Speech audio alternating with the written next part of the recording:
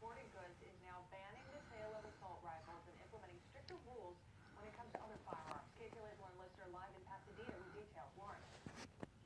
Chris and Megan, we are outside of a Dick's. They have more than 700 stores nationwide, and they are now making this move, banning the sale of assault-style rifles in their stores and also raising the age for customers buying firearms. They're also doing a few more things.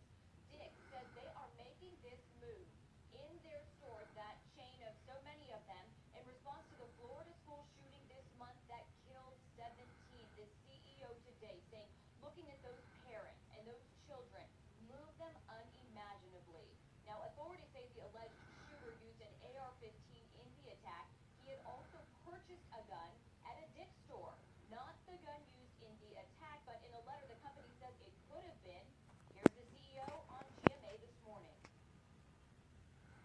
And we did everything by the book. We did everything that the law required, and still he was able to buy a gun. He was still able to buy a gun. And when we looked at that, we said, the systems that are in place across the board just aren't effective enough to keep us from selling someone a gun like that.